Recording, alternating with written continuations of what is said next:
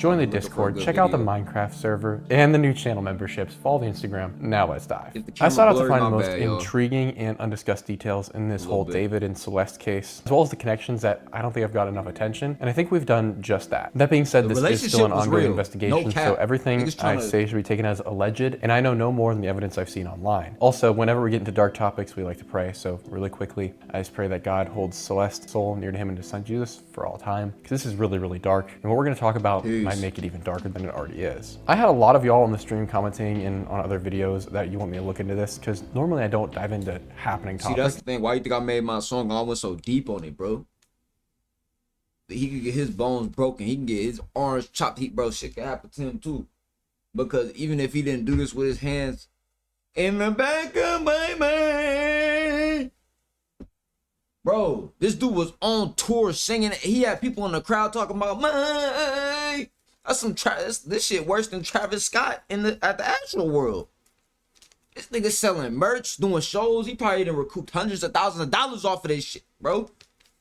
It's not about the money, but it's like, dude, this was literally a sacrifice. Literally, like. But I thought it seemed like an interesting one to get into because of all the details that were being sent to me. So if you're already aware of this, I'll put a timestamp to skip ahead to in the ending. But I thought for the intro, we'd quickly dive into the history before we get into these facts. A little girl named Celeste Rivas Hernandez was found in the trunk of a white Tesla Model Y that was found in a Los Angeles tow truck place. The original tip-off that helped people find Hernandez's body was some of the employees of the tow yard smelt a horrendous stench coming from the back of the car and probably assumed the worst, so they called the cops. And when the cops got there, they found the remains of a dismembered little girl in the front trunk, because Tesla has two. This Tesla belonged to a quote-unquote musician named David Anthony Burke, who is better known as his stage name D4vd. Yeah, I remember when that still. news broke. That's where it all begins. The connections go beyond just the car, though. David originally met Celeste in 2021 when she was around 11 years old and he was 16 or 17. Already disgusting. They were in a relationship since she was around 11.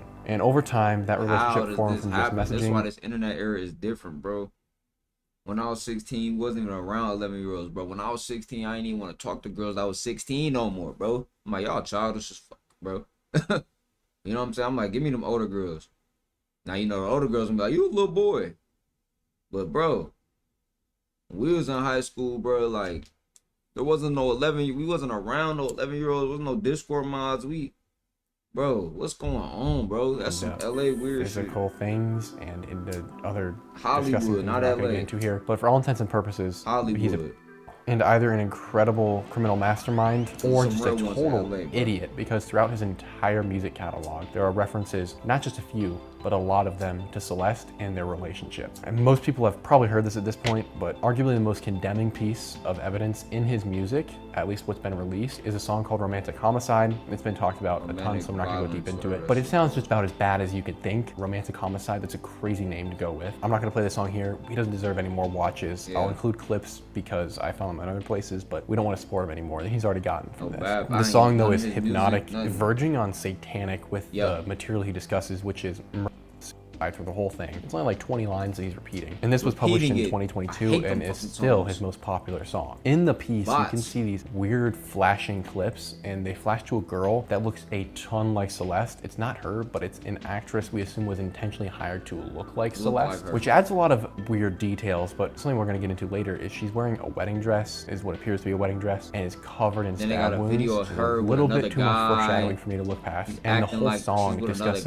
in his own words, him murder this girl in the back of his mind. But an even stranger thing about this piece is that there's a comment that a user made a year ago that was recently found, and it's only recently gotten attention because all it said was the word Celeste with like a half frowny, sad face, questioning kind of emoji. And obviously this has struck people as odd because 1 year prior, or at least 1 year, someone had accurately guessed that Celeste was the person being referred to in this song, which I don't even think David would deny himself, and based on later evidence, he's clearly referring to Celeste. For some though, it may not be convincing enough considering this is just music and it's art, I've heard argued, which I disagree with, but there is more in his catalog, to the point I wonder if he was intentionally trying to incriminate himself. For instance, this song detailing his romantic homicide was released on Celeste's 12th birthday in 2022. Coincidence?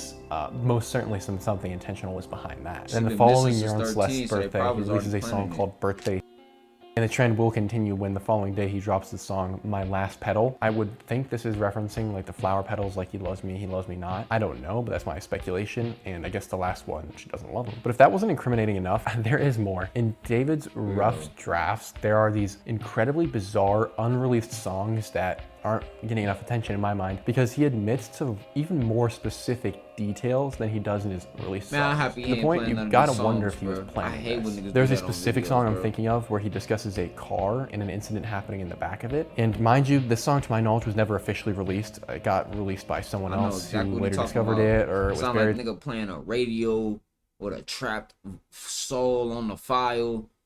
It sound like he rapping through an 80s radio. Like the dude wanna be a punk rock Satanist from the 80s or something, bro. You know what I'm saying? Like, you're not edgy, bro. You're not dark goth, bro. You're a weirdo, bro. Like, somewhere, I'm not totally sure how we got it, but we do have it, and it speaks volumes. I'm just gonna play it for you here, though. I got time to kill. You got time to feel. We got blood to spill. Soon as I get this nigga props about not playing this bullshit ass music, bro, he's gonna play it, bro. It should make me want to clap this nigga brain more, bro. I'm about to put a part 2 out. Especially when he gets indicted, I'm making part 2. And part 2 gonna be way more jankier than part 1, bro. All over the new car seats.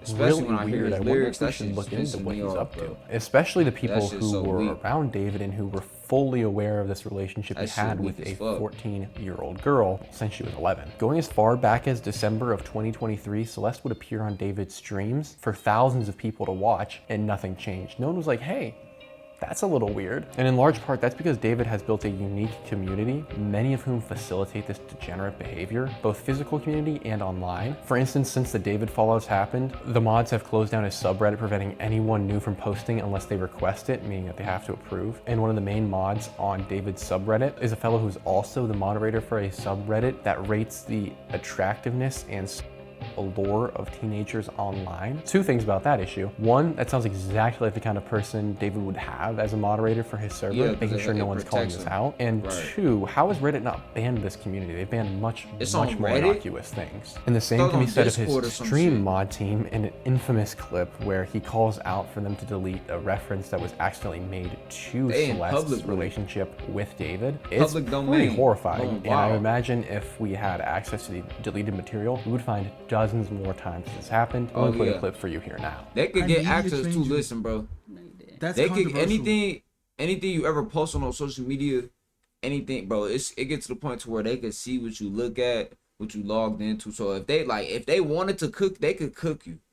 You know what I'm saying? If they wanted to, you just got to be more important enough for them wanting to expose you. But like, they don't expose people at the highest level. So why would they go on their files to get deleted files and shit like that for David? But at the end of the day, look at the S offender list. Like, bro, even when I was going to school, bro, when I was 7 years old, my mom was like, my dad, don't show him that.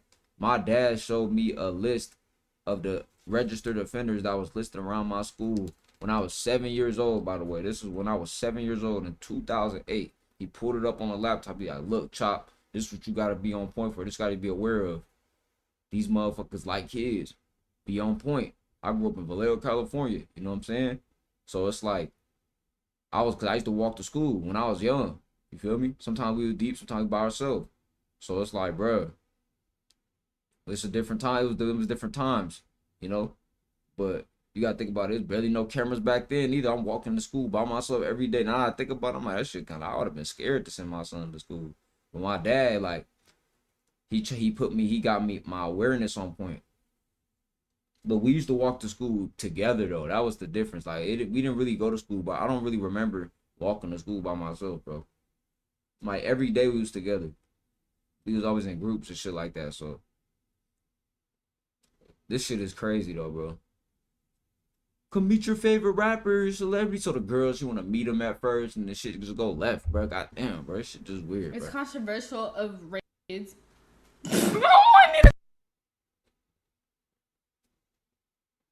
Really good. Okay, It's been a good one. Bye. Bye, guys. Mwah, mwah, mwah, mwah, mwah. Oh my. Delete everything. Delete everything. Everything goes. Everything. Sort of seems like an admittance that Celeste understands to some degree what's he's happening doing to to her. her. Perhaps though some will still argue that it's on the internet. You can't really never know exactly what's going on. I would say that's a stupid take. She's clearly underage. But I'll play ball and I'll slip you this fact. Like I said, the issues with the I'm tired of community he playing has ball with aren't these bots, just bro. online. They're I also don't wanna in play ball, person. nigga. One specific person has been called out. I'm not gonna share his name or his face, but it's this giant 400-pound dude that he hired to be a security guard, is what's been alleged. And you can see him in videos groping women. It's really disgusting. I can't play the clip here for a whole host of reasons. But then on top of that, there's references to him in screenshots from the Discord community that people got before it was closed down or before people were prevented from joining it. And it's a screenshot of him calling out Celeste and calling her his pretty girl or something like that. And one specific screenshot we have is on screen now. I'm He not got gonna his read profile it. pic on there too. But this is the kind of dude we're dealing with that's around David frequently. But in addition to that, David also has relatives who are around him who to some extent are involved in his career. For instance, we Getting paid were off, under the right? idea that his cousin was pretty involved in security and handling VIP access, however you want to take that, to the point where we are gonna have to ask how many people knew this was going on. There are other popular streamers who Bro. are now talking about, oh, we don't respect what David did. It was such a Telling bad y'all, thing bro, he did. they And yet they know. were friends with him the whole time, appeared on stream, and you can see these people with Celeste. In this case, should make us ask much bigger questions than just what was David doing. We Hey, need to that's ask, what I'm telling you. It's a rink. I be telling y'all the Hollywood shit is they're transferring to HollyNet. When you see dudes like Ray J, he keep pressing to get on Kai shit. Ray J, you're old and popped. Usually when celebrities go on there, the older niggas from the past generation, they hop on there and they leave. You know what I'm saying? They don't be coming back to back to back. This nigga Ray J like, no, bro, I want to be a part of the industry. Now, obviously, I don't know who Ray J tied in with, but they have to let Ray J keep popping up for some reason. It's not because he does good views. It's not because he does good views, bro. This nigga is like, he's trying to usher that shit, these niggas in, bro. That shit just weird, bro. Especially when I see him doing that shower shit and all that, bro. This shit, everything is off about this. Like, I told y'all there was something going on, even with the boys, bro. Because look at Rakai, look at Speed dropping it like it was hot. And when you bring this up, I'm a hater. Casanat said, oh, when you sold your soul, it's sad that people say you gave your riches and success to Soldier Soul when you made it to the highest point. Nobody is saying y'all sold out because you're successful, bro. What the fuck? Like, that's some gaslighting bullshit, bro. Niggas say you sold out because you're in a prison acting like it's fun. Niggas say you sold out because you let a clown grab you by your waist and hump you, Kais, and that. Nobody just, like, you acting like we not seeing what we seeing in 4K. And then when we say something like, oh, no, don't worry about that. Bro, I just seen it. I just seen KSI spank Speed with a belt. And Speed is a GOAT now? who else was David around that knew he was doing this, and are they engaged in similar behavior? I think that's gonna end the most common stuff we're gonna talk about today. Most people are aware of that, so it's gonna get even weirder from here. The music gets a ton of attention, but his TikTok I've seen less attention on. He's known for reposting and Let me try to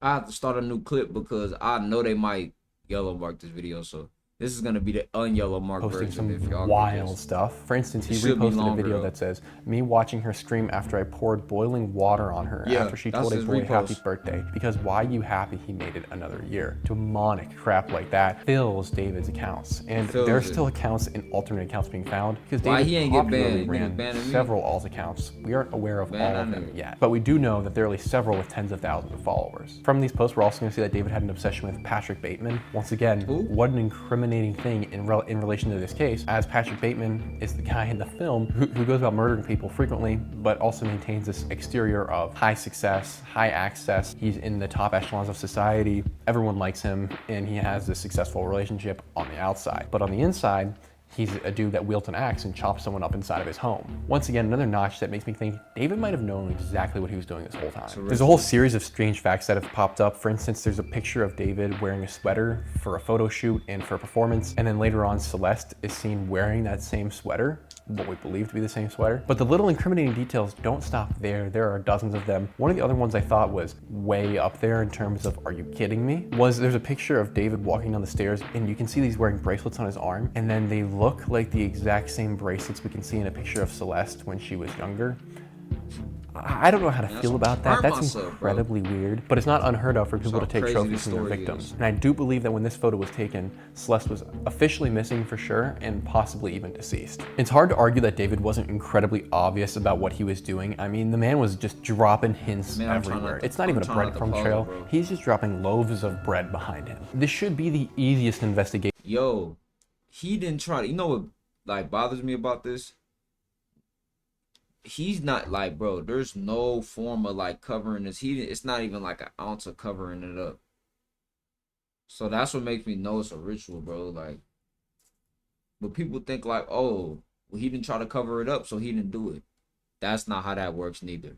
That's not how that works neither, bro. The feds have ever gotten, and yet we'll talk about it later. It apparently isn't. One of the most condemning things though is that there's an old video from about a year ago where you can see a picture of David paying off a group of kids. And as we're gonna learn later, he's paying off these kids because they'd caught on to what he was doing. And the reason we know that is one, from the explanation that this user gave over a year ago before this drama even dropped. And two, there's a teacher whose video we're gonna play now who references this exact situation where he says his student was one of the people that was paid off. And since then, people have gone back and found out who these students were in these videos. Play the video of the kid from a year ago, bro. That's what we want to hear. Questioning, because they were evidently aware to the point that David bought them out of what was going on. And this will seem like a theme as we continue, that David is able to buy his way out of these allegations or buy his way into friends he's who signed want to to talk Dark about Rooms this. Interscope. But yeah, check this clip out. That's her in my bro, I posted this already, bro. In front of this poster right here.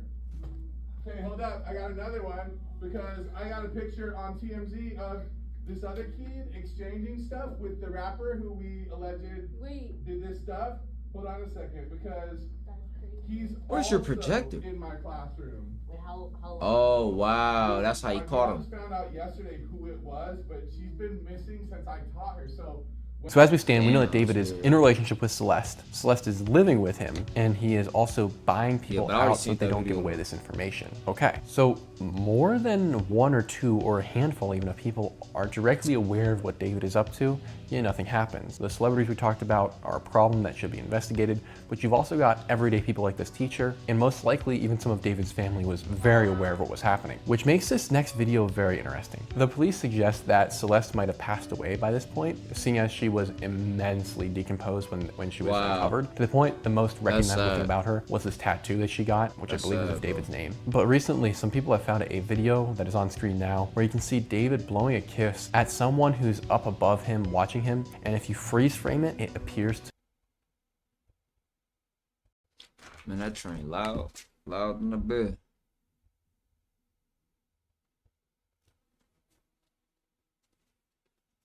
to be Celeste standing next to another guy, and that guy is suspected to be a relative of David's who is there basically for the purpose of keeping Celeste safe from being discovered or from possibly leaving. And this video was recorded on the 24th or the 23rd. The details are slightly uncertain there, but we know it's one of those 2 days. However, less than 3 weeks after this video was recorded, Celeste's body is found in the back of the trunk. So it's something within this time frame of these few days from when this video is recorded until probably less than 3 days after that, that Celeste was...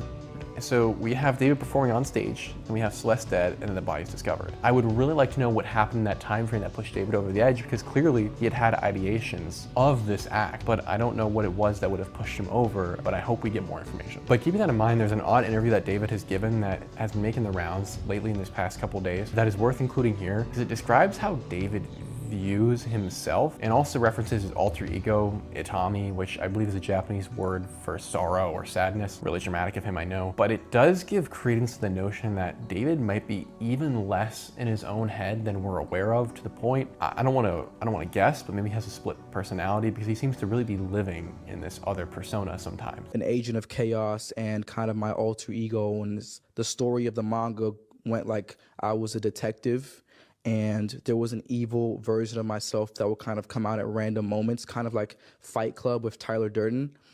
And he would commit the crimes that I would have to solve as the detective. So like, Bro, when you're I not was as Kira, the bro. detective, You're not Kira, bro. You're not like Yagami, bro. This nigga think he in Death Note in real life, bro. All right, bro. Look, here's the thing with people like this, right?